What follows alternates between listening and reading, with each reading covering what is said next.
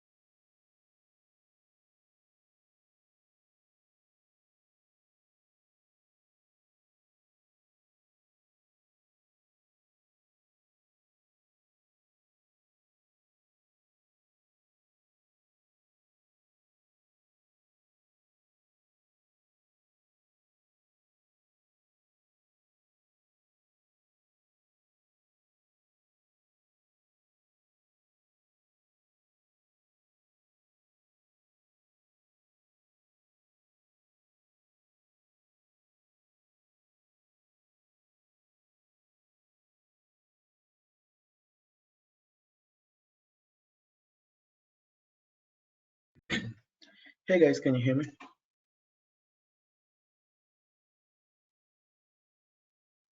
Yeah, yeah, we can hear you.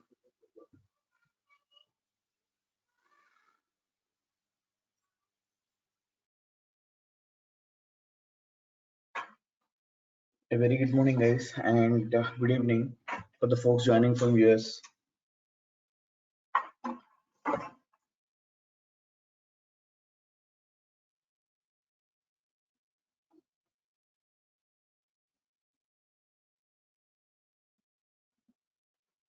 Cool. We'll get started, guys. Actually, I was waiting for the folks to join. Okay. So before we start, I just want to check how many of you are part of yesterday's demo.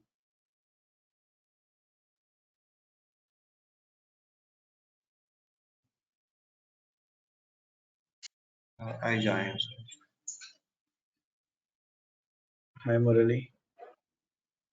Anyone else, guys, who was part of yesterday's demo? Yeah, I was Akila. Hi, Akila. Hello. I was. Cool. Malishwari. Hi, Malishwari. Cool. Then let's get started, guys. Hi.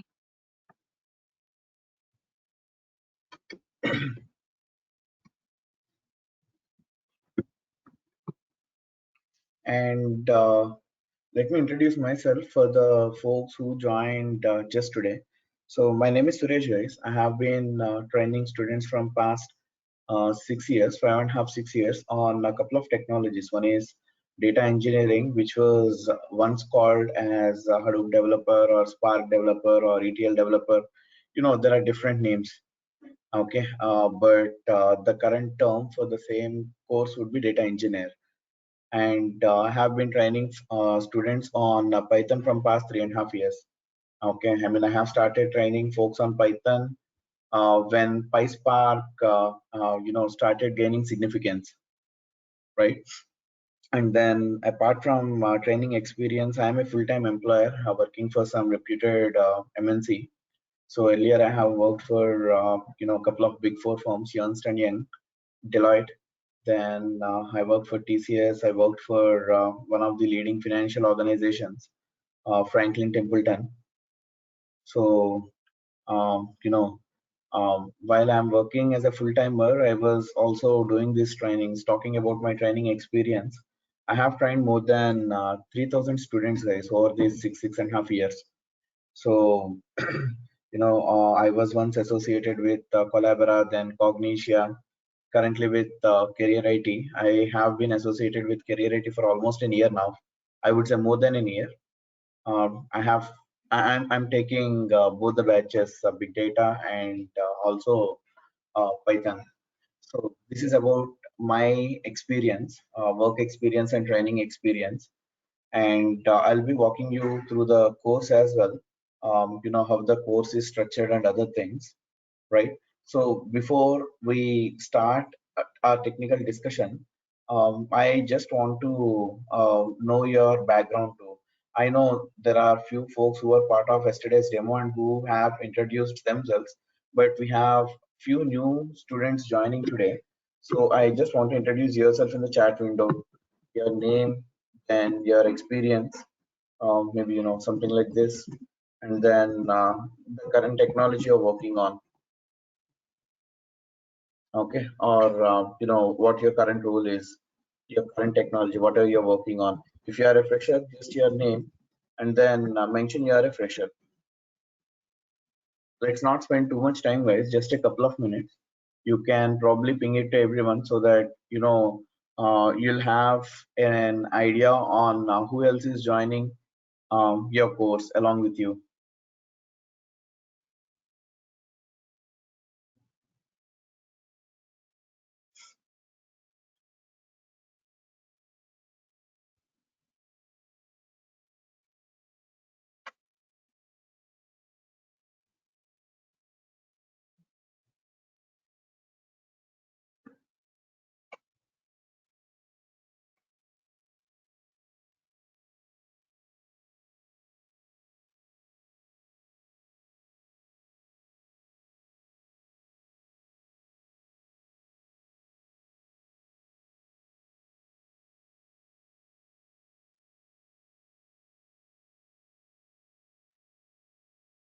Hi Srinivas, 10 years mainframe. Cool. Yeah, this is Srinivas Sanaka. Hi. Yeah, hi. Hi Shweta, fresher.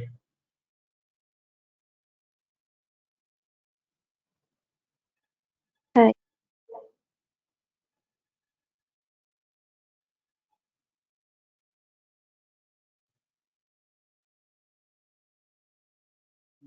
I'm waiting for others too, guys.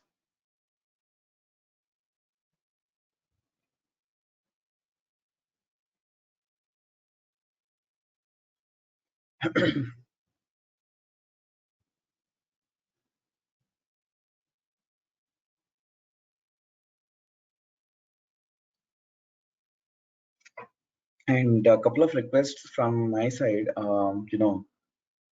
First things first, I don't want any one of you to be very serious while listening to the session. Okay, so we are not doing anything serious here. We are just learning. Okay, so try to make yourself cool and then attend the session. Enjoy the session. I would say sit back, relax, and enjoy the session. Okay, so let's try to have fun in our learning, guys. You can probably share your knowledge too whenever some question comes in, or some situation comes in. Okay, so we don't really need to be very serious attending this session. I'm attending in a session. You please don't disturb me. No, we don't really need to have that kind of attitude while learning something new. Okay, hi Srinivas, fresher.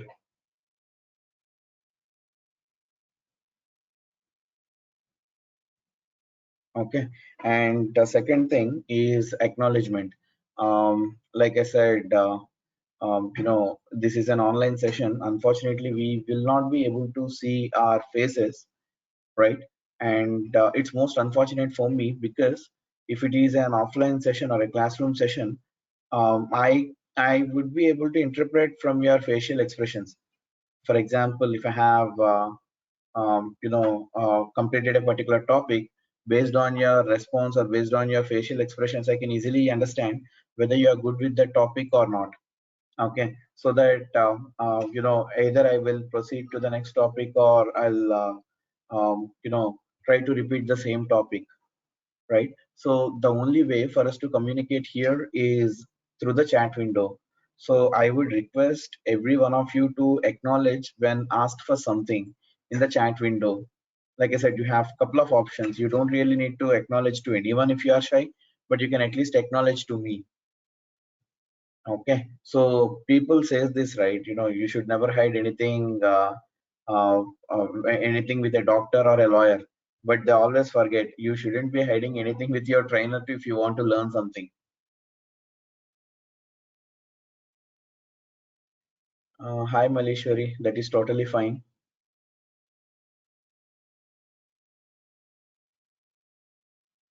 Okay, so that's one thing I would be expecting from you guys, acknowledgement.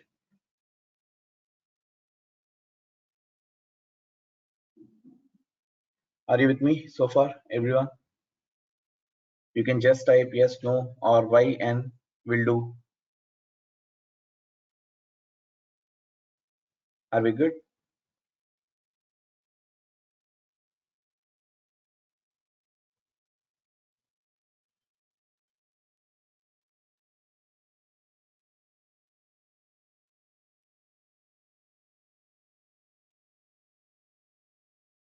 Perfect. I have got a couple of responses. Okay. Now let me try to be a typical Indian trainer, guys. Okay, cornering you. So let me tell you the advantage of acknowledging when asked for an acknowledgement. um, in a batch of 10 students, and like I said, I have trained more than 3,000 students. It would be difficult for me to remember names of every single one of you. Okay, so that's a practical thing. I don't want to be like, I'll remember everything. Definitely not. Definitely not gonna happen. but I'm gonna remember everyone who is acknowledging me for sure.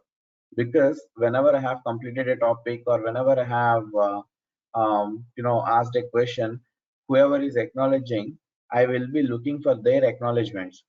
Okay, maybe let's say Akila, Murali, and Shweta are responding to my every single question and my every single topic. Okay, so I'll check the chat window. Once these three have acknowledged, I'll be moving on to the next topic. Okay, so I want every one of you to acknowledge. That's one important thing, guys. Okay, so please show some, pity on me, acknowledge me. Okay, that would give me some confidence to move to the next topic. Hope every one of you are with me.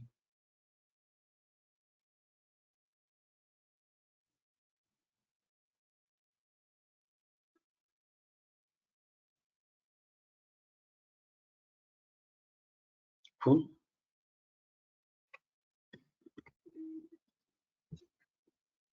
Now, today I'm not going to deep dive into any technical details, guys. I'll introduce our environment to you. Few folks are expected to join tomorrow as well, but at the same time, I don't want to waste your time too. We'll get started. We'll try to talk about some basic things, okay, which will be really helpful for you to understand when the real picture comes in. Okay. So during our course, I'll be using three different environments to teach you Python, guys. One is Collab, Google Collaboratory. This is the one with which we'll start our training, and then I'm gonna show you Anaconda internet environment. Okay, so this is the rustic way of dealing with Python. Okay, so while I'm doing this, I'll also introduce something called as Jupyter Notebook. Okay, so Collab Notebook and Jupyter Notebook look exactly similar, guys. Okay, so Jupyter Notebook is something which runs on your computer, and Collaborative Notebook is something which runs on cloud.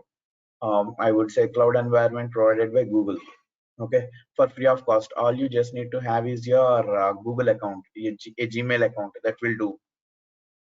Okay, and I'll also be showing you the IDE way of doing things. So PyCharm is an IDE, integrated development environment. Okay, so I'll also be showing you how to develop a Python application using an IDE.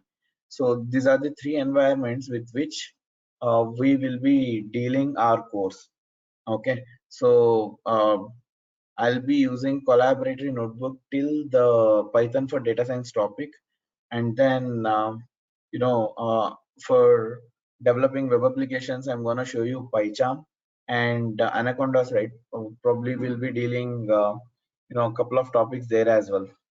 Okay, but most of the time, like I said, yes, Google Colab is the one which we'll be using, guys, right? And you might have a question, boss, do we need to have a Windows laptop or a Mac laptop? Doesn't matter, anything is fine. And boss, what is the configurations you would suggest? If your computer is good enough to open a Google Chrome and browse a couple of websites, you are good to start this course. So you don't really need to worry about having an i5 or i7 laptops. No, not really. Even a Chromebook will do. Okay, because though I'm using Anaconda's distribution or PyCharm IDE, they can also be practiced using Google Colab. If your system is not supporting, you can avoid Anaconda's and PyCharm. You can continue your practice using Colab.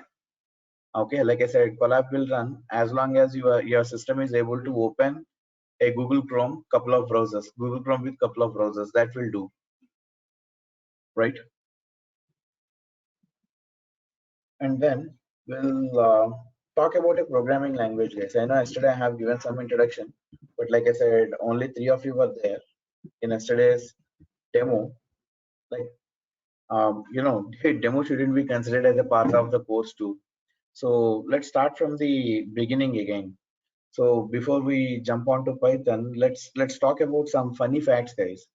Okay, and generally I'll also give you some do's and don'ts while learning a programming language, and I'll also give you some tips in today's session on how you can efficiently learn this programming language. Okay, so like I said, if you want to make most of these, 35-40 hours of training, right? I'll also be telling you what you'll have to do from your end. Okay, so yeah, talking about a programming language, what exactly is a programming language, guys, according to you?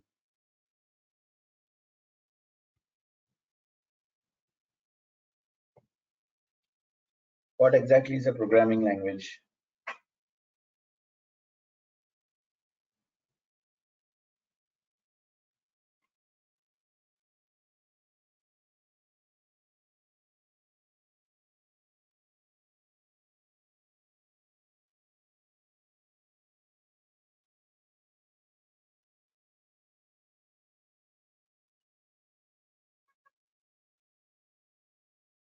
Any idea?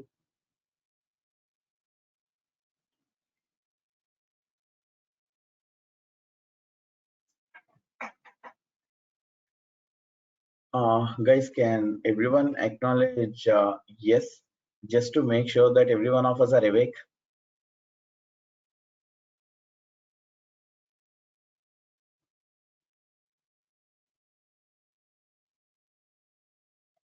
It's a language to give instructions to computer, correct? Computing language, correct? Any other definitions, guys?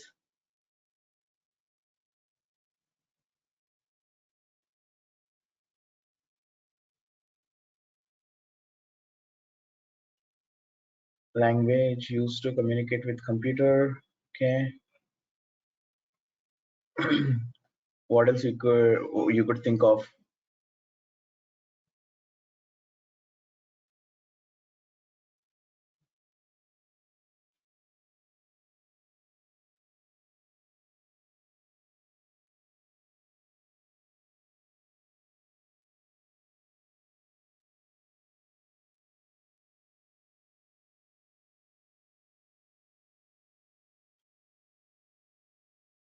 Okay, so let me explain. So programming language is nothing but a set of instructions, guys. As simple as that.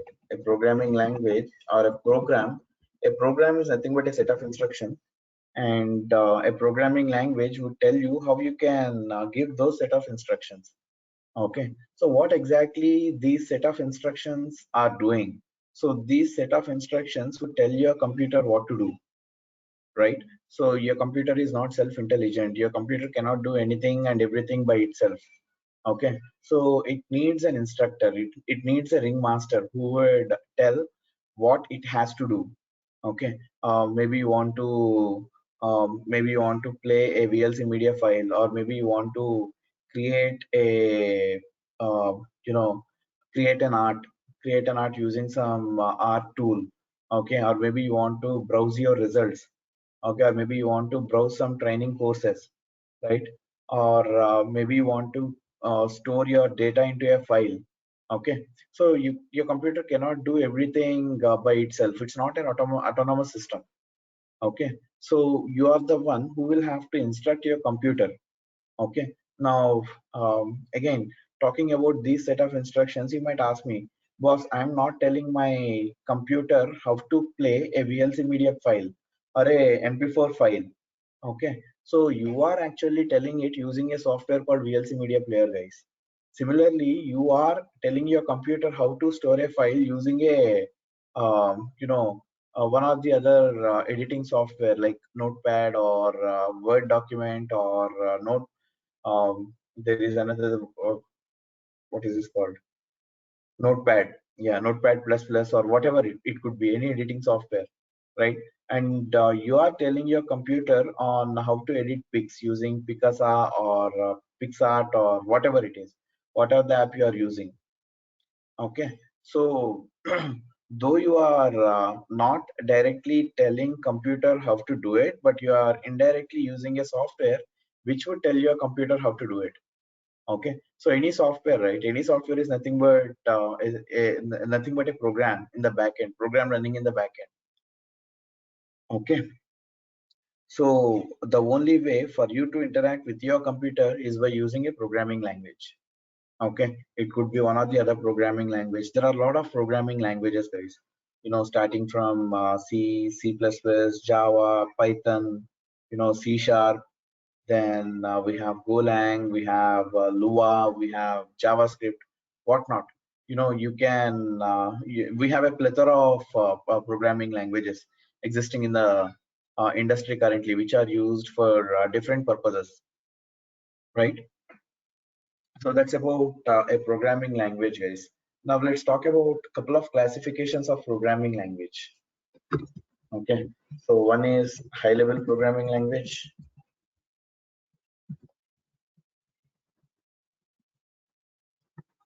Versus low-level programming language.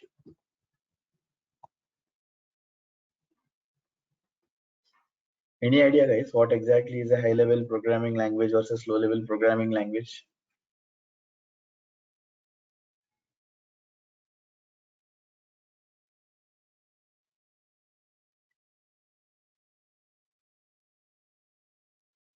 Yes, no, maybe.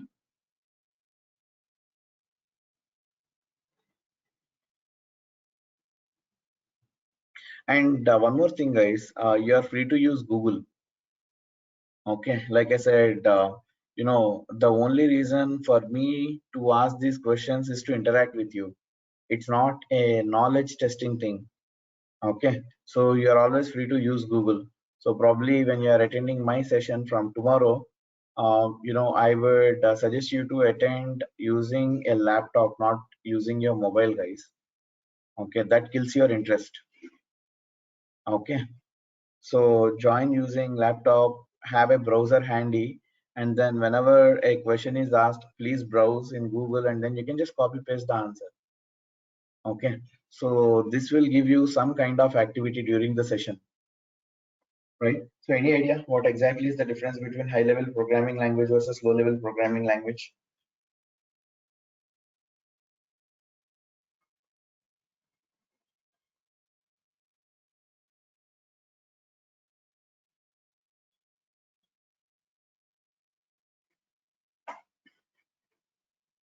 Okay, so what exactly your computer understands, guys? If I give an input Suresh, or if I give an input Python, will your computer be able to understand directly? Yes, no, or as no, maybe. How many of you say no? I got one response, no. Two no's. Three. Correct. I'm with you guys. No is the answer. Okay, your computer directly cannot understand what Suresh is or what Python is. It can understand only zeros and ones. Okay, so your computer can understand only zeros and ones, right? So always be like your computer. Whatever you do in your life, zero or one, either do it completely or leave it. There is no 0.5 or 0.6. Okay, I'll start, but I don't complete it, kind of. Okay, so that's something which we can learn from our computer, zero or one, right? Yeah, so your computer can understand only zeros and ones. So there is a huge lot of processes going in between to convert whatever the input you are giving to zeros and ones so that your computer understand. And once it is processed, and whenever something is given back by the computer in zeros and ones, that has to be converted to the that has to be converted to something which can be understandable by you. Okay, so there is a huge lot of processes guys going in between this process.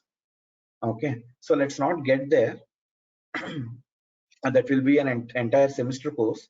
Let's not get there. Now let's talk about this high level programming language and low level programming language.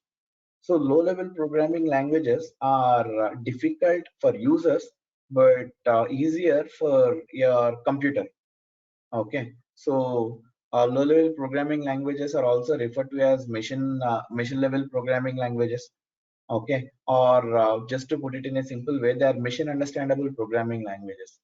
They'll have a simple commands Okay, and then they are easily understandable by your computer. It doesn't really need a huge process for converting it and executing it. Okay, so they are mission understandable programming languages, or mission friendly, I would say. And whenever I'm referring to this term computer, machine, PC, or node or system, I'm just referring to your computer, guys. Okay. And then talking about high-level programming languages, high-level programming languages are user-friendly.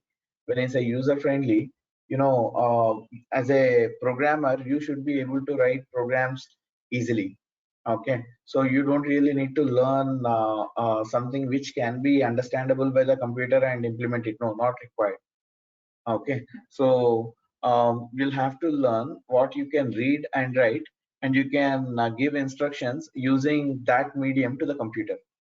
Okay, so those set of programming languages comes under high level programming languages. So they're all user friendly. Okay, now examples talking about low level programming languages, you have COBOL, Fortran, or some old programming languages. Okay, and then talking about high level programming languages, with what are the programming languages you are seeing today? C, C++, Java, Python, Scala, they all comes under high level programming languages, guys.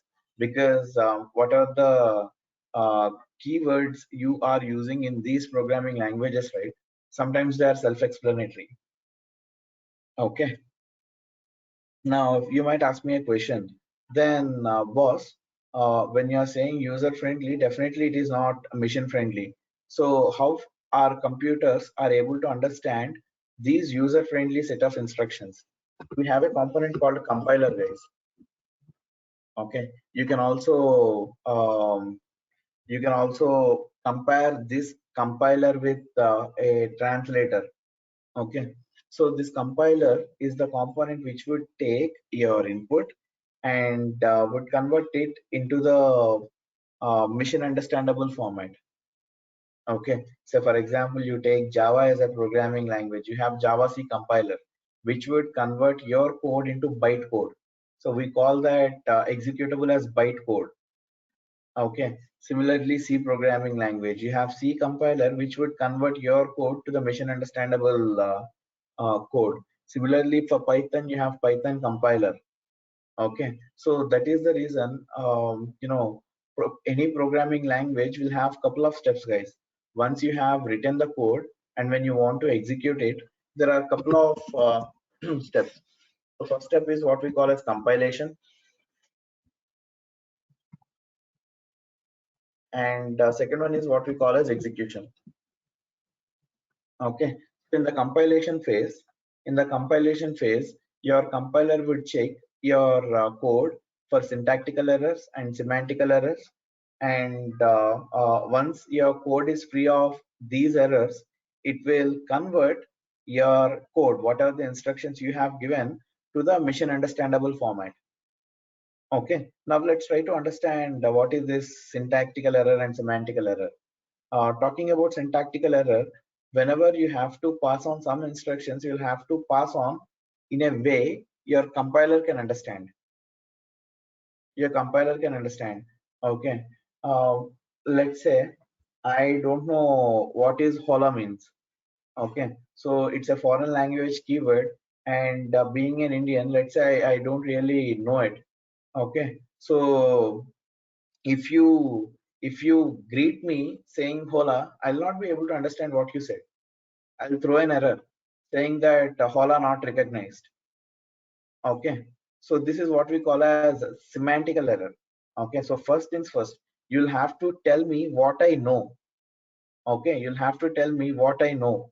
You can't just tell whatever you know. Okay, so that doesn't help my cause.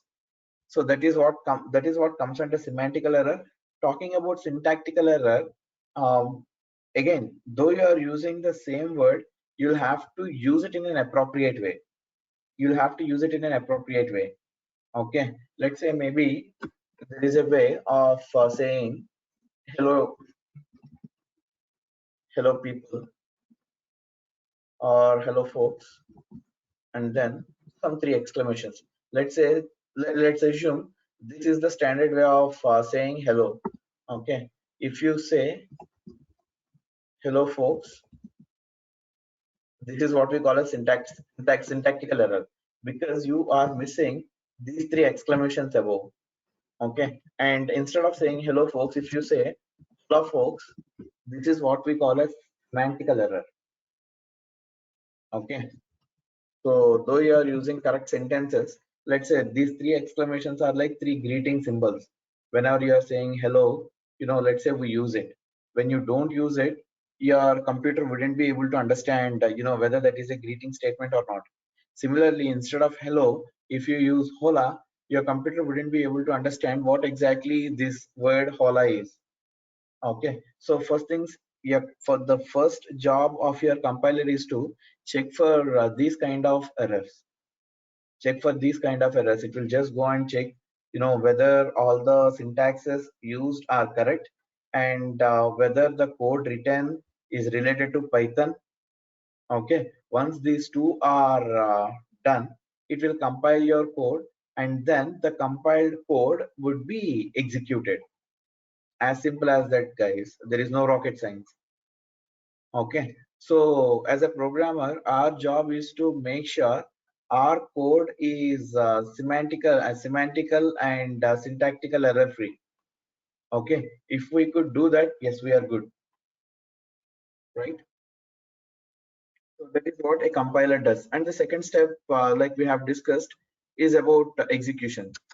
Okay, once the code is compiled, it makes sure that our code is converted. I mean, our code is checked for compilation errors. Sorry, our code is checked for syntactical errors, semantical errors, and both of them together we call as compilation errors.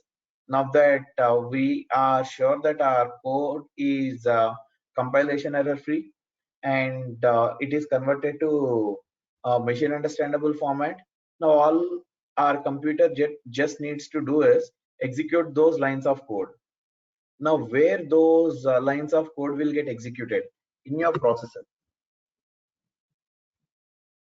In your processor. So where exactly in your processor? In course of your processor. Okay, so forget about i3 i5 thing, guys. When I ask you how many cores your computer have, how many of you are able to answer? How many of you will you be? How many of you will be able to answer this question?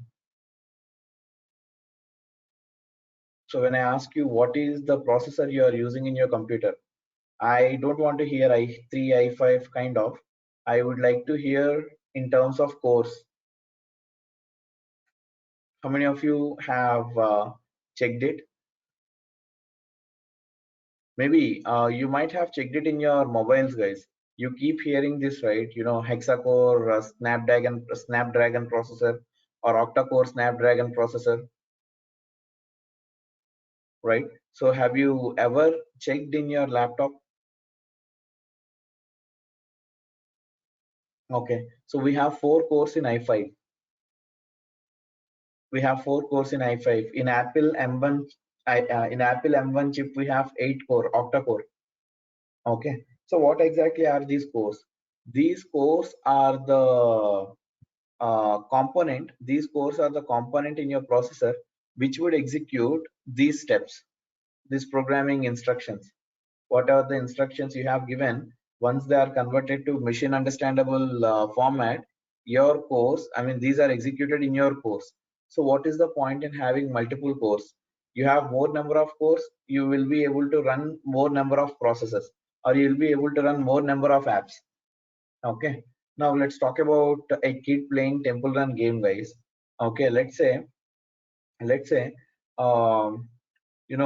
if he is experiencing a lag. Okay, even he knows what has to be done. He will open all the applications, recently opened applications, close all of them, and his temple run game will run without any lag. Okay, even a kid knows that. But basically what's happening there is you are freeing up your resources. When I say resources, you are freeing up your RAM and you are freeing up your processor. Okay, when the RAM and processor are being utilized by only one application or one process, it will be running smoothly. Okay, the same funda here as well, guys. So you have more number of cores, more number of processes you can run parallelly. Okay, so this is where the concepts of multi-threading or distributed computing have originated. Let's not get there, but yes, whatever the code you have written will be executed in these cores. Okay, so for example, you are running a browser, maybe Chrome browser. There is a code corresponding to Chrome browser is being executed in one of your processor cores. Simultaneously, I'm running Notepad software. Same thing, guys. The code corresponding to this Notepad software is getting executed in one of the other core. Similarly, GoToMeeting. Okay, so this processor has cores, and this is where your code will get executed. Whatever the code you are writing, and whatever the data that is being used by this code will be stored in your RAM. In your RAM. Okay, let me give you a simple example, guys. Let's say you are playing a .mp4 file. A .mp4 file. Maybe you are playing a Bahubali movie in your laptop. Okay, so the file, the Bahubali movie file .mp4 or .mkv or whatever is stored in your RAM. Is stored in your RAM. Okay, and then you are playing this file using a VLC media player. The code corresponding to execution of your VLC media player will be running in one or the other processor cores. Okay, so this is how the RAM and processor will work together. So your lines of code or whatever the code you have written would be executed in processor cores, and the data that is required for this execution is stored in RAM. As simple as that. Okay, so if you could understand the correlation between this RAM and the processor, you will be able to write effective code, guys. So that is where these data structures, connections, space complexity, time complexity, all these terms will come into picture. Okay, are you with me so far, everyone? Yep. Can everyone acknowledge, please?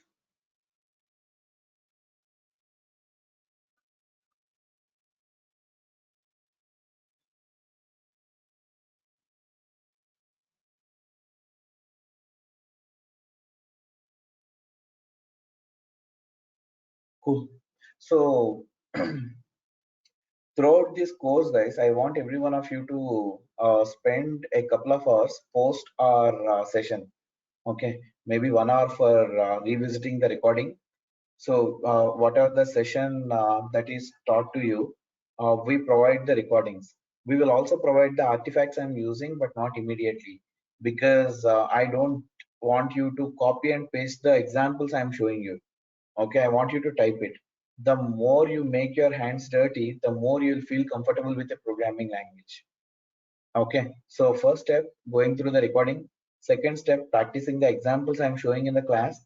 Third step, I'll be providing you with few websites where you can find a lot of practice problems. Okay, so I don't want to take those examples and give you as an assignment. I don't believe in that culture. Okay, so I'll give you the websites. I want you to go and explore and spend some time.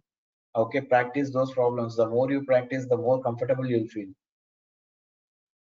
Okay, so trust me, guys, I'm a magician. So as long as you are in my session, you'll be able to understand everything. But once you go back, you'll forget everything too. Okay, so not just me, any trainer is a magician, right? So whenever we are in a session, right, we feel like we understand everything. But once we go out, after 3 days or 4 days, have you ever felt this? Starting first 10 sessions would be easier for us to understand, or maybe starting 1 week sessions would be very easier for us to understand. And suddenly, once we have completed our payment, everything becomes difficult to understand. Have you ever felt this? Because I have felt that many times. So I always have this doubt in my mind. Okay, so what they are doing in the first 5 sessions to make us understand every single concept they are teaching, and what's happening after we have completed the payment, not able to understand few things. So does anyone have felt the same?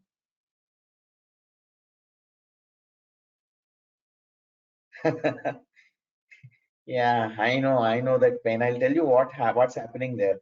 So when we start our session, we'll start with a empty brain, guys, empty mind. Okay, so we are ready to take whatever we get.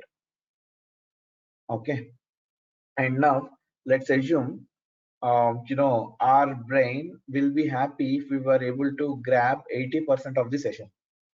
Okay, now in the first listening 80%, in the second listening maybe 82%, third listening 85%, fourth listening 90%. With practice, let's assume 95 to 97%.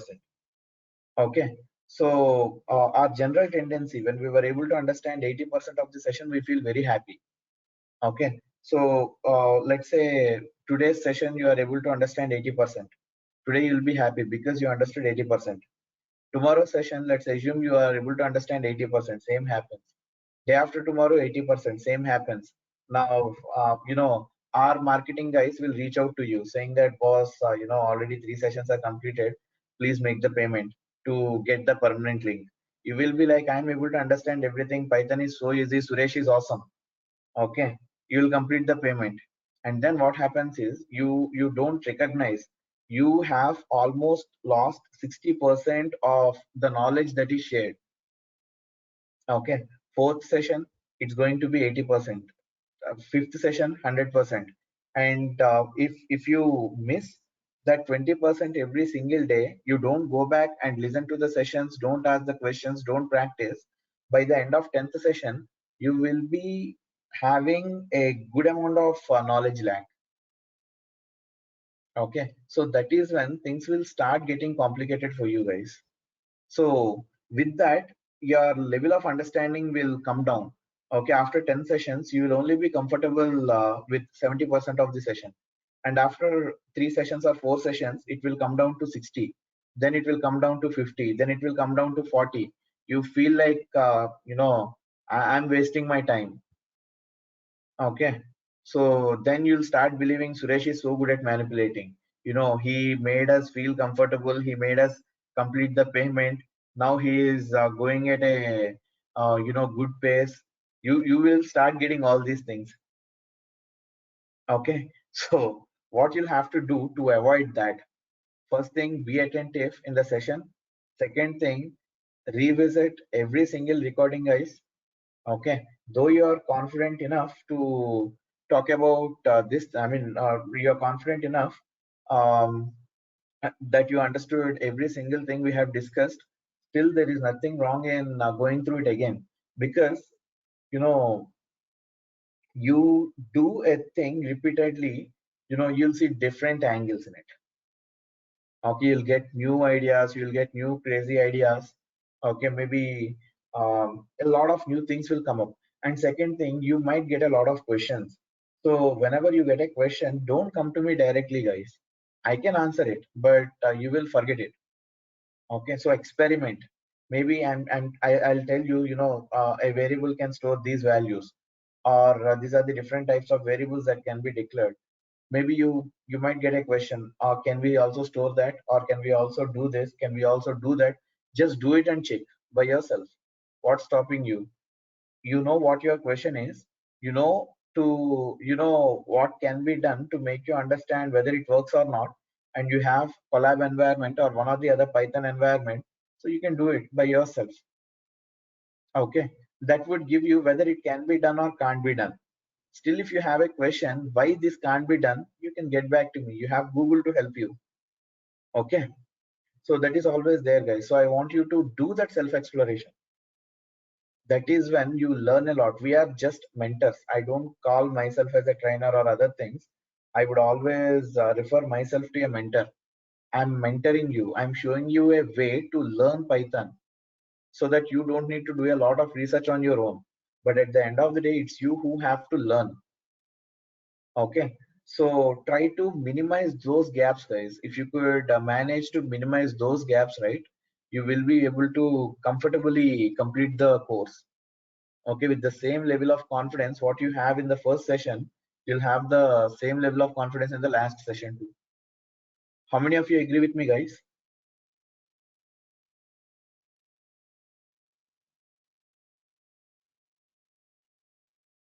None of you?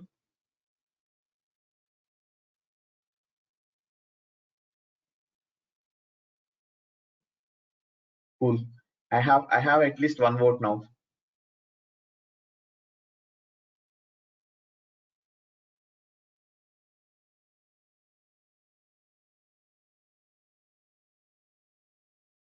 Okay, cool. Then I am excited for this batch. I would say for every single batch.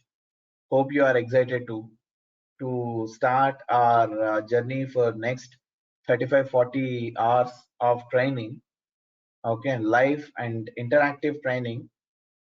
Okay, and I would also need your help to make this a lively training. Okay, so that's all I have, guys. I'll be waiting for a couple of minutes for your questions if you have any. Else we are good to go and meet tomorrow same time 7 a.m. IST. I'll not be waiting 15 minutes tomorrow, guys, because tomorrow will be our second session. I'll be giving you 5 minutes time to join. So 7:05 a.m. IST session will be started. Okay, so if you miss first few minutes or first couple of minutes, that's okay, you'll still have the recording.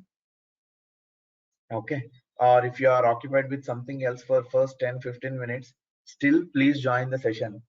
Okay, at least you can listen to the next 45 minutes and then you can go back and fill up those gaps using the recordings. Okay, so we'll be waiting for your questions, guys. If you don't have any, like I said, we are good to go.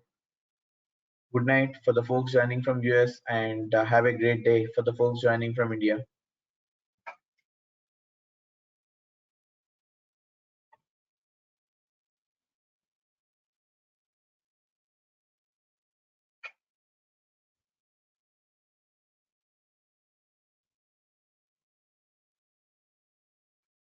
Cool. Looks like none of you have any questions. See you tomorrow, guys. Signing off.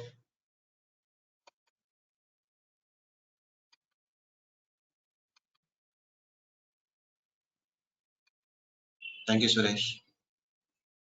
Thank you.